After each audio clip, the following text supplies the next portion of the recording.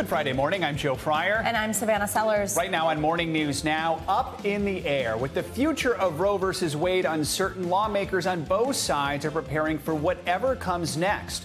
Democrats on Capitol Hill are scheduling a vote to secure federal abortion rights protections, while in some states like Texas, lawmakers are getting ready to outlaw abortion entirely if Roe is overturned. The latest on the back and forth ahead. Complex operation. That's what Ukrainian officials are calling the effort to save people from the city of Mariupol. A new attempt this morning to evacuate people from the besieged steel plant, plus new NBC reporting on how U.S. intel may have helped Ukraine target the Russians.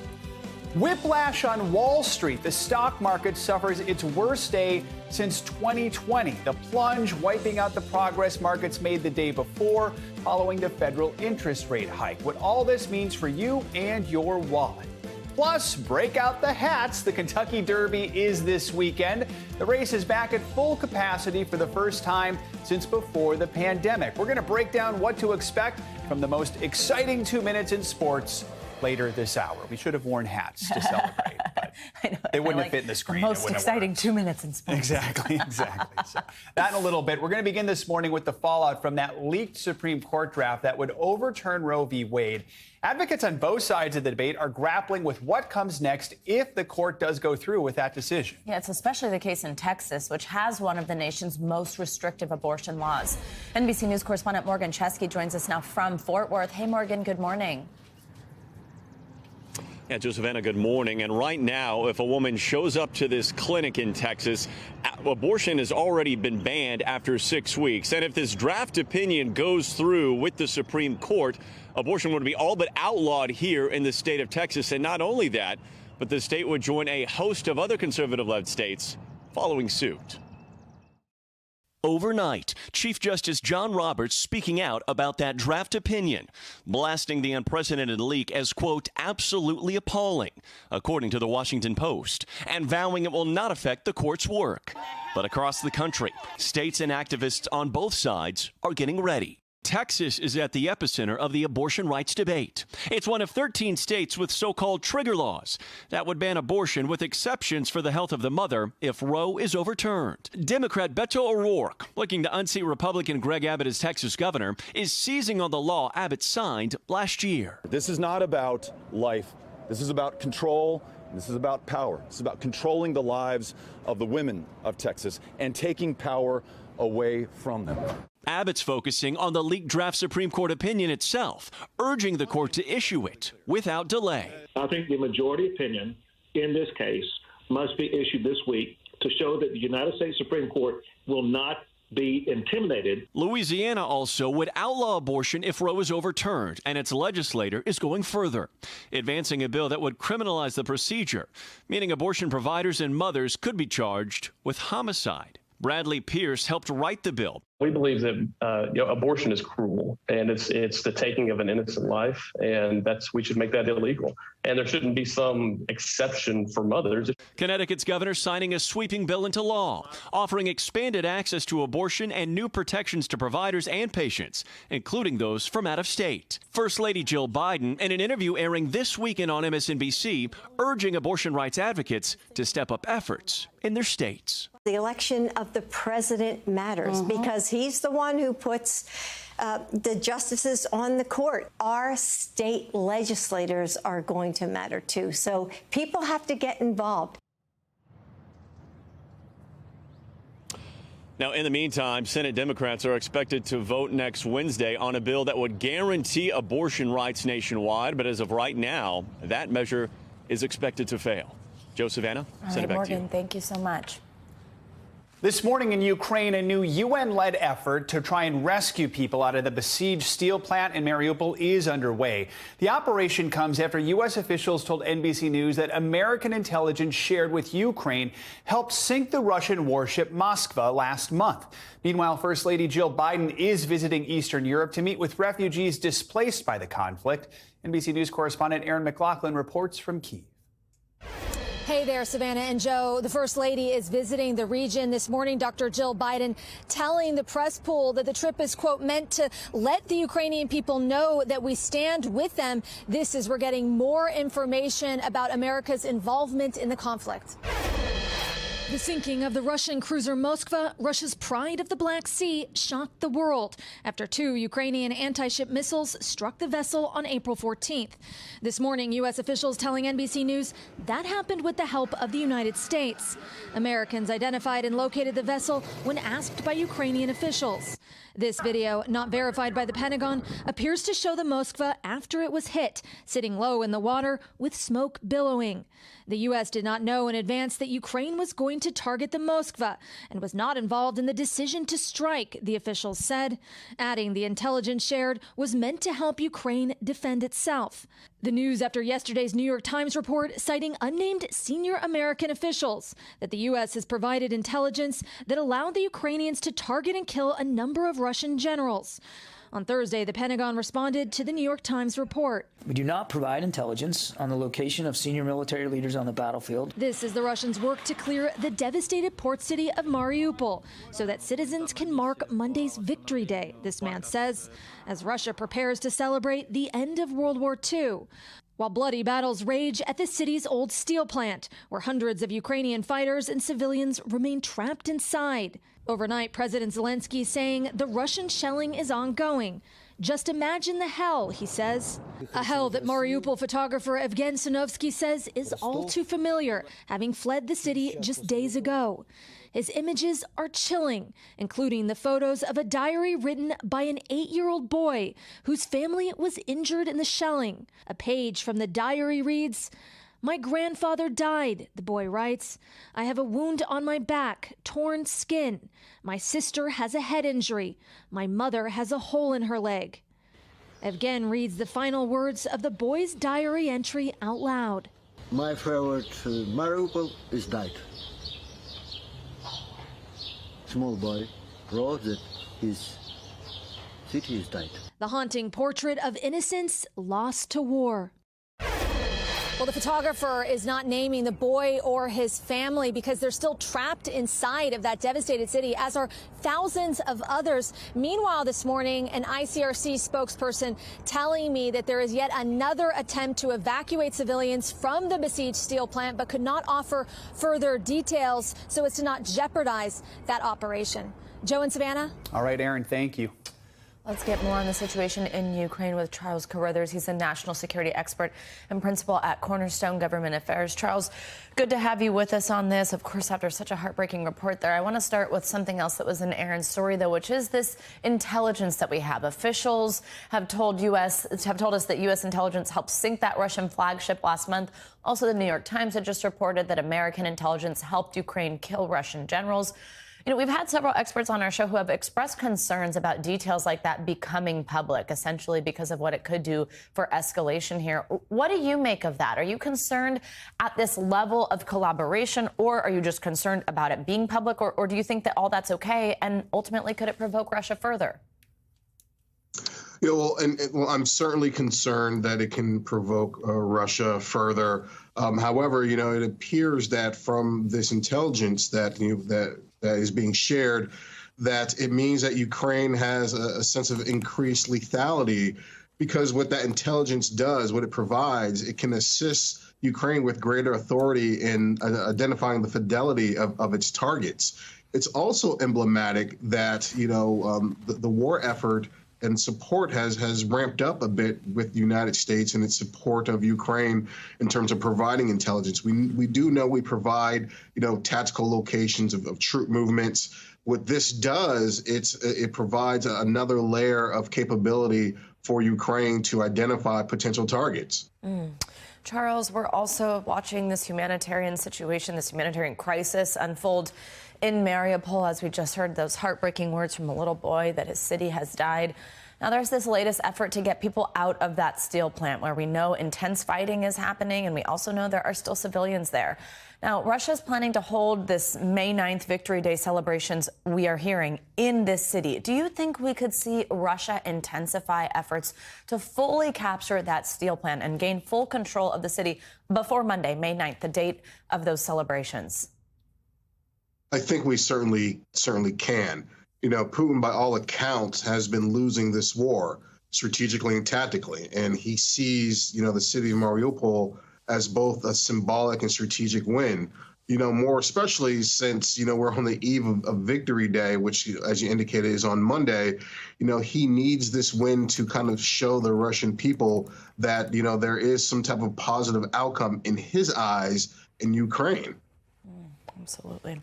Charles, we also understand negotiations are underway in Brussels today over its 6th Russian sanctions package. But there might be a few stumbling blocks over that proposed plan to ban Russian oil. It's been a big issue with countries like Hungary and Slovakia. They're heavily reliant on it. Do you think the EU will be able to pass this deal? And how much of a blow would that be for Moscow if that did in fact happen? I'll start with the latter. Economically, this would be devastating if there's a ban on the importing of Russian oil to the European Union. The big hangup here is the timing, right? As you indicated, there's this huge reliance on Russian oil for these countries, and so there needs to be a time frame worked out where you actually have to phase out your reliance on Russian oil.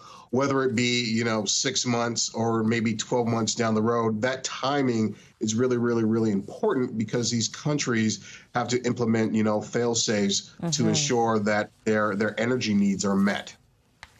Charles, thank you so much. We so appreciate your time this morning. More than 260 organizations from the travel industry and business world are calling on the Biden administration to end COVID testing requirements for vaccinated international passengers who are entering the U.S. In the letter, the U.S. Travel Association says because of the availability of vaccines, boosters, and other treatments, the requirement should go away. The letter also cites the economic costs of having to test passengers. Joining us now is NBC News medical contributor Dr. Kavita Patel. Dr. Patel, good morning. Good to have you with us on this Friday. So this request to end the testing requirement comes as COVID cases, again, creeping up over the last several weeks. So what do you make of this? Do you think this requirement should be lifted at this time? Would it have a big impact one way or the other? Yeah, Joe, I have to be honest with you. With the spread that we're seeing domestically, it is not clear that having an international requirement is really doing that much, to your point. And I think the critical question is, OK, do you just stop it together all in one day? Or do you kind of have a phase out like we had done earlier, where we had said, all right, most of the countries do not need to test, but people coming from a certain part of the world where we're seeing an uptick in, let's say, BA4, BA5, some of the newer subvariants. That also raises questions, but I agree, there is really no need for this requirement today. We like to talk about our COVID toolbox here. We know researchers are looking at other ways of combating the virus, and there are several clinical trials taking place where nasal sprays are being tested. How effective do you think a nasal spray could be in the fight against COVID? Yeah, look, Joe, Omicron especially, but the coronavirus in general has just educated us on how important that mucosa, meaning that kind of thin layer in your nose, is really maybe helpful in actually letting the virus kind of take a hold and reproduce. So it would lead to people to consider, and many manufacturers are, 8 are in trial, 3 in phase 3 for a nasal vaccine.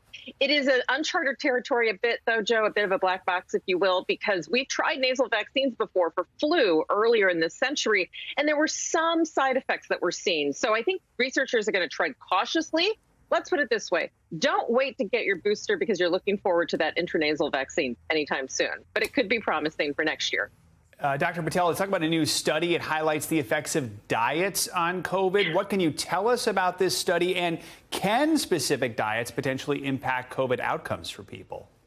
Joe, I'm smiling because I am constantly looking for the easiest diet that'll give us the most kind of bang for your buck. And it is so funny, throughout decades now, it is the same thing: fresh fruits, fresh vegetables. But to your point, specifically a Mediterranean diet, which can be high in these omega fatty acids and some of these great oils that are healthy, things that we do find in fish and some other foods. they can be helpful to be anti-inflammatory, which we know inflammation was key in COVID-19 and possibly in long COVID too. And is the theory that you should just always have that diet and that's helpful to you, or that once you get COVID, then you start going on that diet? I mean, what's sort of the best advice there? I think the best advice is that it's always healthy for you and it's something to consider to start.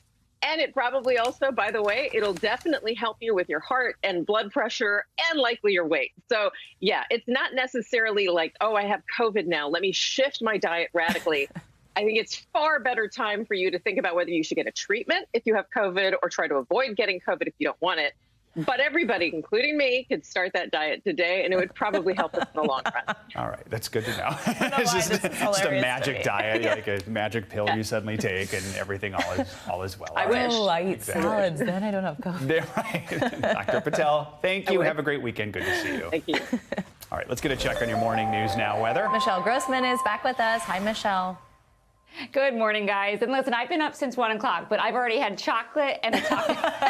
I don't think that's on Dr. Patel's list. I don't think so, good idea. But I'll start this afternoon. Maybe I'll start Monday. Yeah, exactly. All right, let's talk weather because we are super busy once again today. We're watching severe weather for the 5th day this week, the 6th day of the month, and we're looking at severe weather from the Gulf Coast states all the way to the Northeast. And we saw flooding rains yesterday. This is out of Oklahoma. This is what we're worried once again today. Roadways were flooded. Cars were trapped. Once again, I know we say this a lot. You want to avoid any sort of driving through any sort of waterways. You want to make sure you pull over, park, and do not drive through because you never know how deep it is. And that's what we're looking at today. You can see the eastern half of the nation, a lot of it. We're going to be seeing lots of rain, and it's going to we're going to see some severe weather too with gusty winds, also some hail.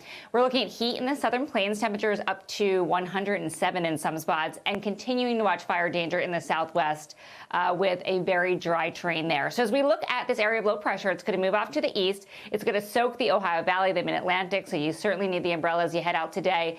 Then we're watching that severe risk from Virginia all the way to Louisiana. This moves further to the east on Saturday, but it's a rainy and cool day to start out our weekend from D.C. to New York. And then once again, watching the chance for some showers and storms continuing across the southeast.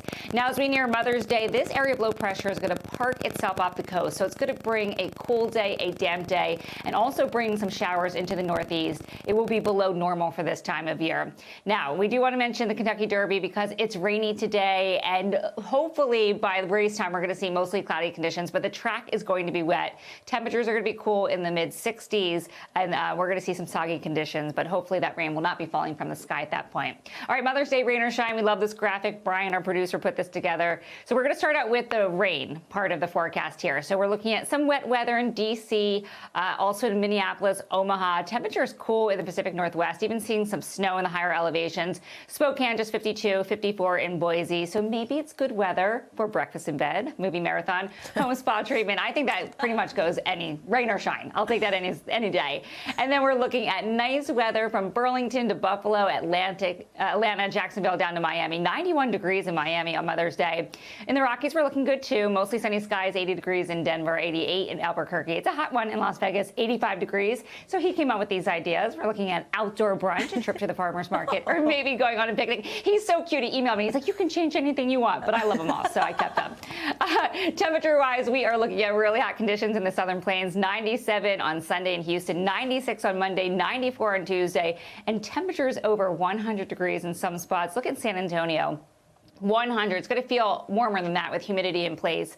By Tuesday, looking at 95. And that hot air goes all the way to the central plains. We're looking at Oklahoma City. Temperatures in the 90s by Monday, 94, 92 on Tuesday. Nashville, you're warm too. By Monday, we're looking at temperatures in the upper 80s. Tuesday, low 90s. So that's what we're going to be watching as we go throughout early next week. It's cool, though, this weekend in the Northeast. We're looking at temperatures well below normal for this time of year with that cloud cover and showers in place. Temperatures in the 60s in the Northeast. Back to you guys. For a second there, Michelle, I thought you were like dropping hints of like what you wanted for Mother's Day. Maybe. It felt like that, I have to be honest. I'll take any of that. Who did say made it Brian? Brian knows how to treat a mother right. Isn't that sweet? Isn't that so cute? He's like, you can change it. I'm like, I love it all. You're like, it's all good. So sweet. I want it all. All right. Yes. Thank you. Yeah. Thanks, Michelle. Sure. Have a great weekend.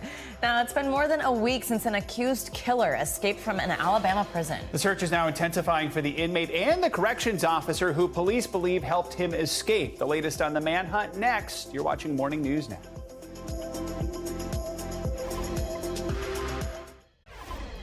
A murder suspect and a corrections officer who is believed to have helped set him free have now managed to evade arrest for more than a week. And this morning, the search to find them is expanding. NBC's Sam Brock has been following the manhunt for us, joins us with the latest. Sam, good morning. Joe, good morning. It has been almost a week to the hour that this manhunt started. The tips have been pouring in from every corner of the country. According to the U.S. Marshals Service, so far none of them have borne any fruit. But there is optimism right now, Joe, that this duo will be caught with newly released photos of the suspects we're about to show you and help being enlisted at our borders. A full week into a frantic manhunt, and Casey White and Vicky White are still nowhere to be found. So you don't even know what region of the country they might be in? We have no idea. The U.S. Marshals Service releasing a batch of new photos and artist renderings featuring the towering 6'9" Casey with distinct tattoos on his chest and arms and one on his back depicting the logo of a white supremacist prison gang. Vicky's renderings show what the 5'5" blonde deputy would look like with darker hair. Officials say it's likely both have altered their appearances.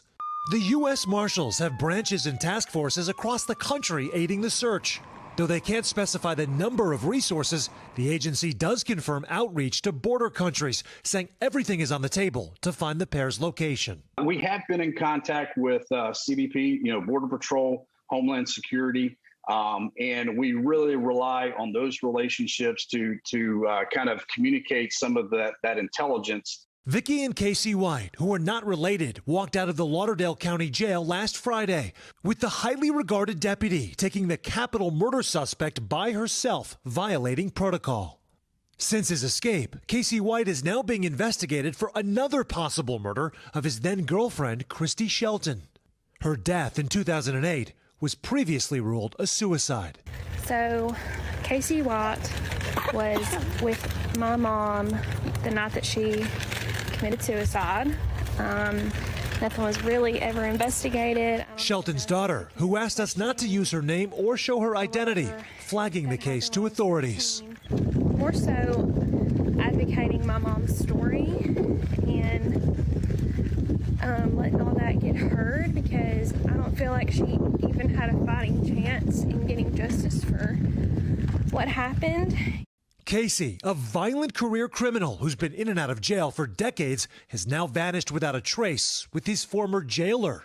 Authorities believe the pair is likely armed, and they consider them desperate and dangerous. Investigators say that the 6-hour head start that those two had before police even knew that they were gone is significant, especially given the law enforcement expertise of Vicky White. As for reports, guys, that perhaps Vicky was rehearsing this days in advance, U.S. Marshal Service says there is absolutely no proof that actually happens. Savannah and Joe, back to you. All right, Sam Brock. Sam, thank you. Time to take a look at what's making news around the world this morning, starting in central China, where the search for survivors of that building collapse is now over 1 week after the collapse happened. Yeah, NBC News foreign correspondent Claudio Luvango is back with us from Rome with the latest. Hey, Claudio. Good morning, guys. Well, that a 6-story building is believed to be one of many in China that were built ignoring completely safety standards. Now, only yesterday, rescuers managed to pull a woman alive from the rubble 6 days after it collapsed. But then today's announcement that the death toll has risen to 53 is a major blow in the hope of finding more survivors.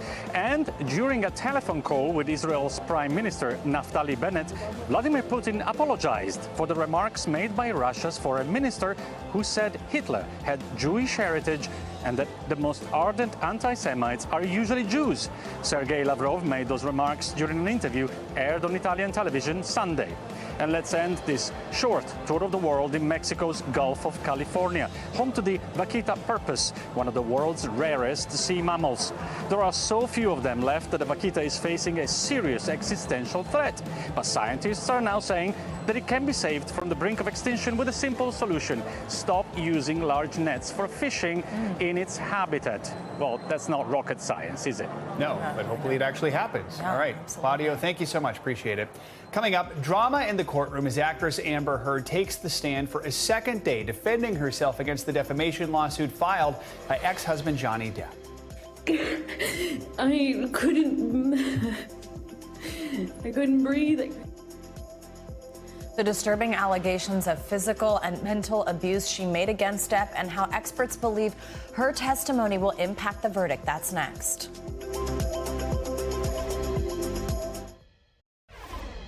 Welcome back. Now, for the second day, Amber Heard took the stand in the defamation lawsuit filed by her ex-husband Johnny Depp against her. The actress got emotional as she described what she says were incidents of abuse and assault by Depp, allegations he denies. NBC's Maggie Vespa has been following it all, and we want to warn you, this report includes a graphic description of alleged sexual assault and is extremely disturbing. I'm sorry. I couldn't breathe. Please. Tearful allegations of violent abuse for a second straight day. Actress Amber Heard at times stopping to catch her breath, testifying in the $50 million defamation trial, a suit brought by her ex-husband Johnny Depp, who she said repeatedly told her about their marriage. Only way out of this is death. Only way out of this is death. Heard told the jury Depp would often abuse her while drunk and high. Here, breaking down, testifying Depp violently sexually assaulted her while on a trip to Australia in 2015. Depp, she said, had ripped off her clothes and had her up against a bar, assaulting her with a bottle. I'm looking at it in his eyes, and I don't see him anymore. I don't see him anymore. It wasn't him. It was black. I've never been so scared in my life. It was black. I couldn't see him. I just saw his arm. I could feel his arm moving, and it looked like he was punching me. But I could just feel this pressure. That story marking an especially graphic day in court. Depp denies the allegations, his lawyers calling witnesses to the stand earlier in the trial, the House manager saying this. Do you recall observing any injuries on Miss Heard? No, none whatsoever.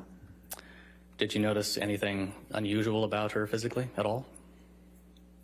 No, I mean, she was obviously crying a lot, she had red eyes, and but no, otherwise no. Depp himself testified that on that Australia trip, Heard threw a bottle of vodka at him, injuring his finger. And then I looked down and realized that the tip of my finger had been severed.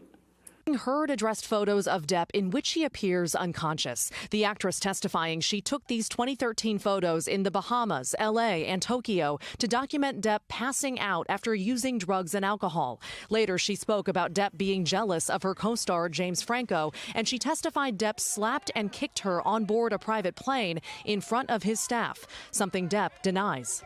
My back is turned to him, and I feel this boot in my back. He just kicked me in the back. I thought to myself, I don't know what to do. I can't believe he just kicked me. No one said anything. No one did anything. Depp is suing Heard for her 2018 op-ed in the Washington Post in which she described herself as a public figure representing domestic abuse. Depp's lawyers argue the article, which never names Depp, damaged his image and crippled his career, costing him millions. Heard, who is countersuing for $100 million, says she and Depp had heated, violent arguments, but denies abusing Depp. A jury searching for the truth amid years of allegations and pain. Our thanks to Maggie Vespa for that report. Let's bring in Steve Cohen for more on this. He's the director at Principium Psychiatry. Dr. Cohen, good to have you with us. So during this trial, we heard a psychiatrist testify about Heard's PTSD from alleged abuse. You specialize in PTSD and psychological trauma. How do those symptoms manifest, and are you seeing any of those play out on the stand at all? Sure. PTSD is something that happens commonly in abuse. And, what we're seeing here is, of course, Amber Heard is making allegations that she, has been damaged psychologically, that she has PTSD. Johnny Depp did not put his mental health at issue in this trial, so he's not making that direct allegation. But of course, he's alleging that he was in fact abused by her. So she's testified to her emotional damages. She's brought a psychologist, and they're really arguing that she has the symptoms of PTSD, that she has intrusive thoughts, she's avoiding things that trigger memories of the abuse, that she has had, mood symptoms that go along with this, feeling down because of the abuse. So that's really the allegations that she's making here. We've already heard testimony from Johnny Depp about alleged abuse from Heard. A lot of people are wondering and asking who are watching this, is it possible both parties both experienced some type of abuse? How do we make sense of both their testimony? Absolutely. So it can be really hard to disentangle abuse in a relationship. There's often, as relationships spiral out of control, there can be abuse that's going both ways. So I think it's going to be very hard for the jury here to make sense of that. This is a civil trial, so the jury only has to decide that it's, a little bit more likely that one or the other side is telling the truth to actually come down with a verdict. But I think it's going to be very hard. It's hard to predict what they're going to decide, because we're hearing from both sides a lot of examples of inappropriate behavior, abusive behavior from both sides.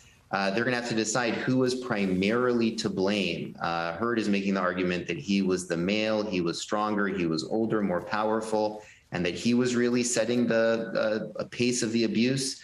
But he's arguing that she was emotionally unstable and that she would really corner him and that she was abusive towards him. So it's a really hard one to disentangle. Outside of the courtroom, for people who are watching or just can't avoid the news, can't avoid these headlines, how do you avoid being triggered by seeing these headlines, especially if someone is suffering from some type of trauma or PTSD themselves? Well, my patients with PTSD, one of the things we talk about is how to avoid being triggered. The news can be a huge trigger for people with PTSD, either because something directly related to your trauma is suddenly in the news, or just other bad things are in the news all the time, especially lately, and that can be triggering. So we talk about limiting your news consumption. We talk about using mediums of news that are less triggering. For example, if holding a newspaper is less triggering for you than going to a website where there's going to be flashy headlines that are going to pop on your screen. Going to news sites that you respect that are going to be a little bit toned down, a little bit more responsible, not sensationalizing. And trying to avoid social media. Lots of news, quote unquote, that gets fed through on social media is the most sensational, most upsetting news. Dr. Steve Cohen, thanks so much for joining us this morning and helping us analyze this. We really, really do appreciate it. And to our viewers, if you or anyone you know is struggling, you can call the National Suicide Prevention Lifeline at 800-273-8255, or you can text the word TALK to 741-741. Coming up, the stock market suffers its worst day since 2020. All this coming after the feds raise the interest rate to try and help deal with inflation. But will we see any relief? What to expect in the days ahead. Next.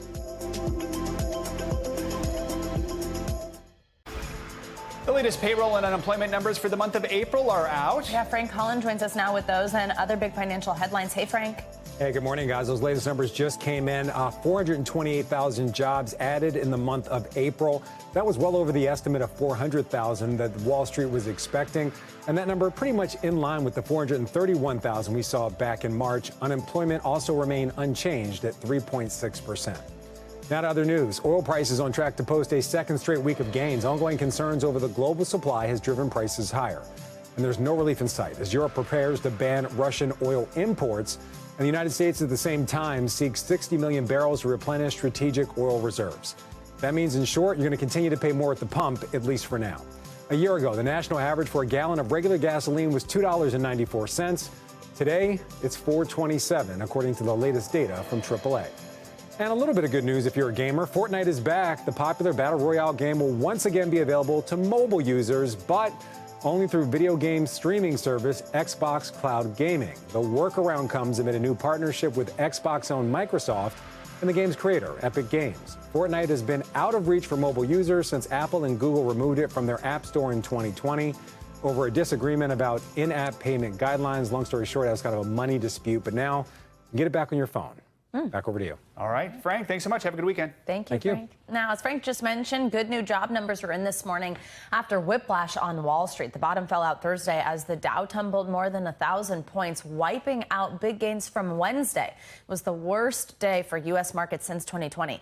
Here to help us try to make sense of all this is NBC business and tech correspondent Jo Ling Kent. Jo, good morning. Good to have you with us. So let's start with the jobs report and a follow-up there from Frank. What do we learn?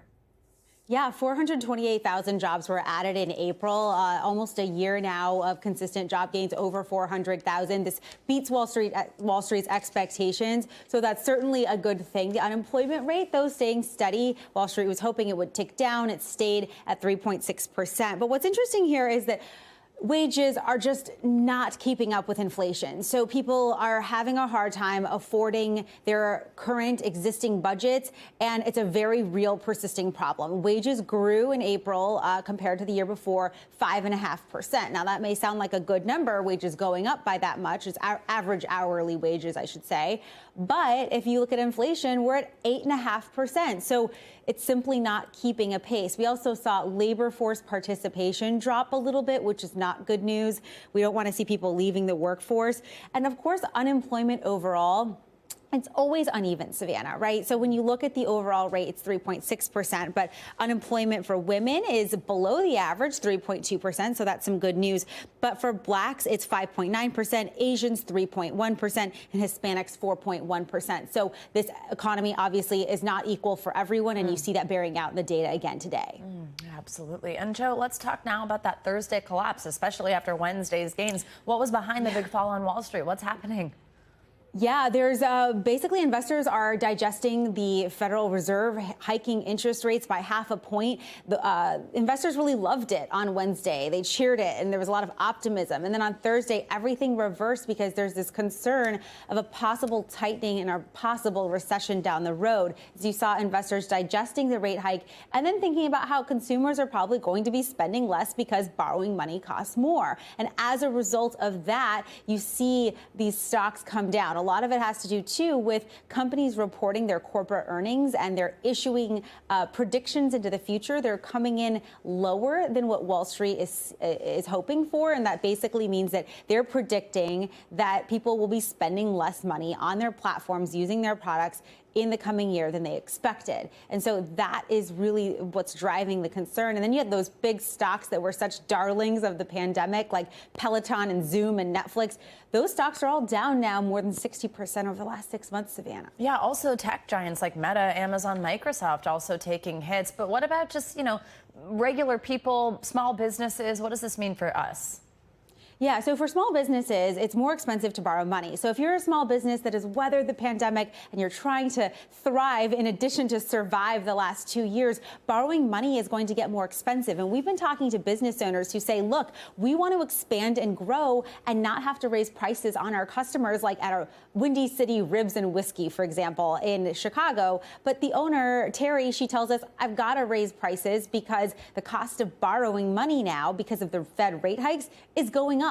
And so she really has no choice but to pass that on to her consumer. And then also with a possible recession looming, she's worried that people are going to stop dining out as much. So, budgets being hit hard by inflation plus more expensive money it's a very hard place to be. And that's why Fed Chair Jerome Powell is walking such a fine line right now, trying to raise interest rates, curb inflation, but not do things so quickly that a recession is triggered. So, yeah, that's the situation. Complicated, lots of data, and a little bit scary, continues to be pretty scary for people on a tight budget. Yeah, absolutely. It's scary. And what are experts saying? What's your advice on the best way to kind of weather this storm if you are scared? Yeah, so the advice is the same. That does not change. When you see market volatility, financial advisors advise hold on, don't do anything sudden, and think about the long term. But I understand why people are stressed. When you look at gas prices over just the last week, we're up 12 cents a gallon on average nationwide. We're approaching that record that we hit a few months ago. That is not good news. So I understand the stress, and the idea is to hold on to your savings and investments and think long term, even though it is very, very difficult to do when you see market days like the last 2 days. Absolutely. Jo Ling Kent, thank you for the advice. And by the way, happy almost Mother's Day. I think, is this your first one with 2? Is Della here yet? Thank you. Yeah. Well, actually, it's my second one with 2, but I barely remember the first one. Okay, she Jo. was brand new. Exactly. Jo, enjoy, and thank you again. Thanks, Savannah. Now, for the first time since the pandemic, the Kentucky Derby is back at full capacity. Coming up, what to expect from this weekend's race and the reason that one of the biggest names in the sport will be a no-show. Plus, new Taylor Swift, the pop star, releasing a new version of one of her older tracks. So which album could Taylor re-release next? We'll break down what we know in our can't miss list.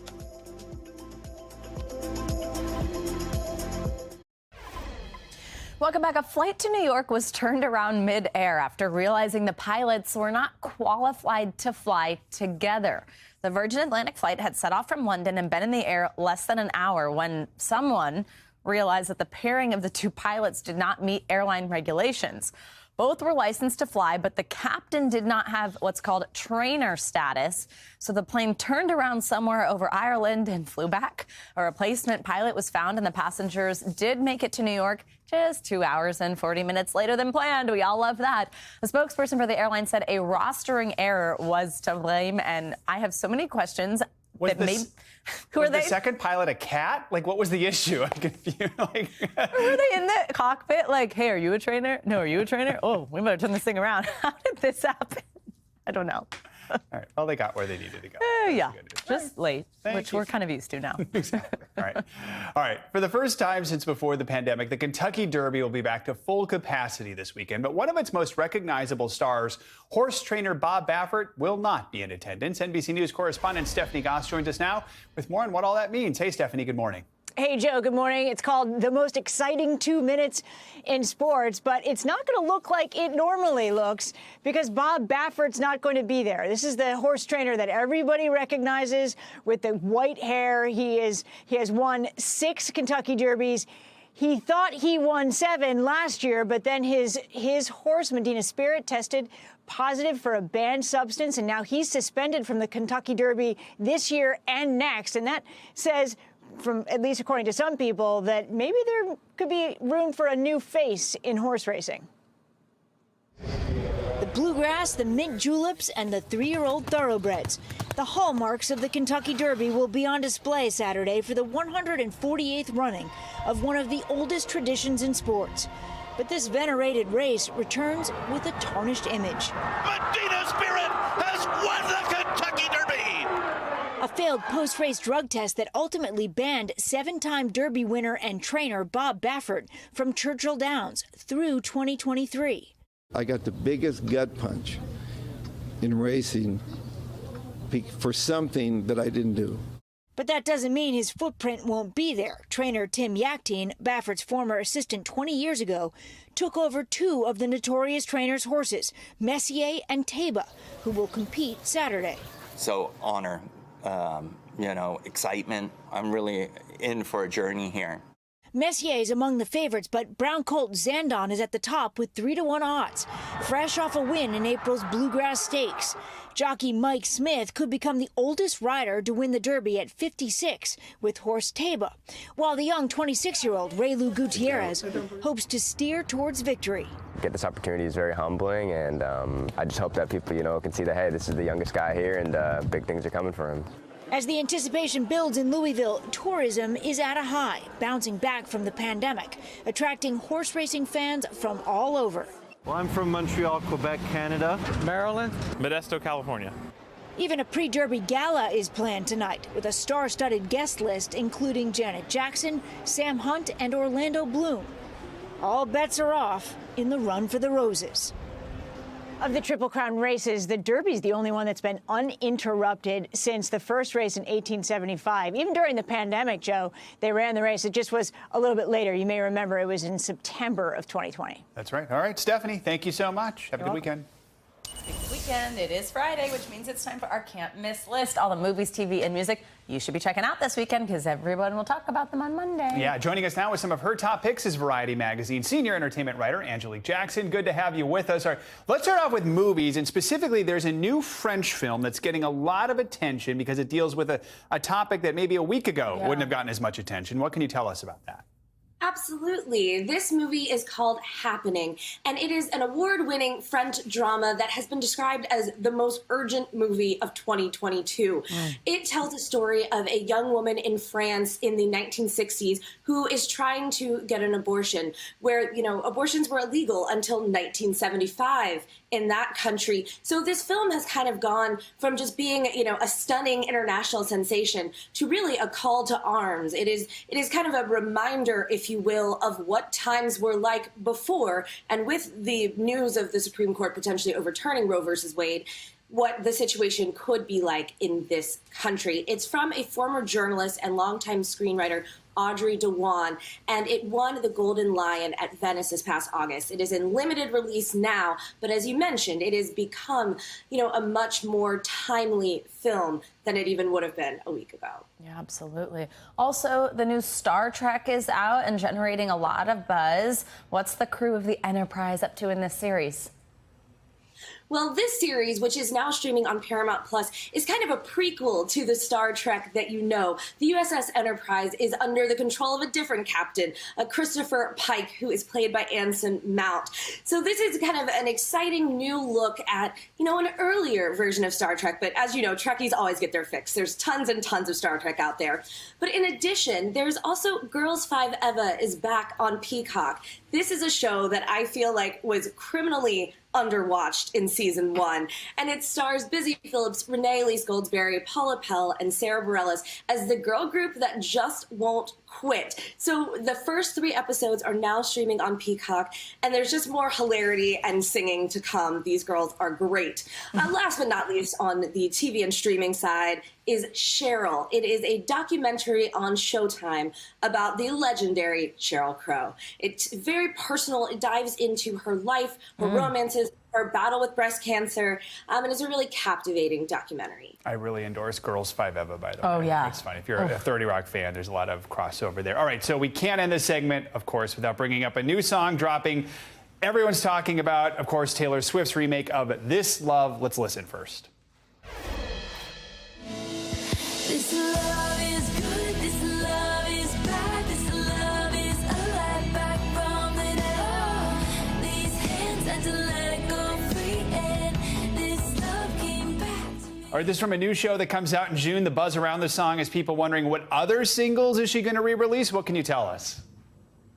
So this song was part of the release for The Summer I Turned Pretty, which is a new series on Amazon.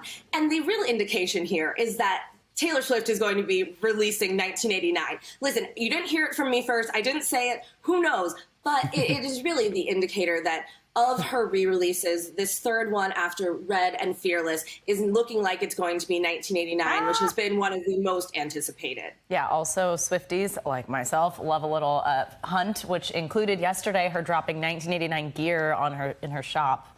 Ooh, another hint, right? all the Very quickly, crumbs. what about the new Bad Bunny album? Yes, so Taylor's not the only one dropping new music. Bad Bunny is also out with a surprise new album. This thing has 23 tracks, huge features, and it's just part of like an amazing run that Bad Bunny is having right now. He is signed up to be, the first Latino lead superhero, and he's going to be in Bullet Train. So he is just filling out all cylinders. Angelique, thank you so much. We love this segment. Now we know what to do this weekend. All right, absolutely. That does it for this hour of Morning News Now. And before we go, a big happy Mother's Day to all the moms-to-be, and mother figures out there. Also thinking of anyone that this day is tough for. Have a great weekend. The news continues right now.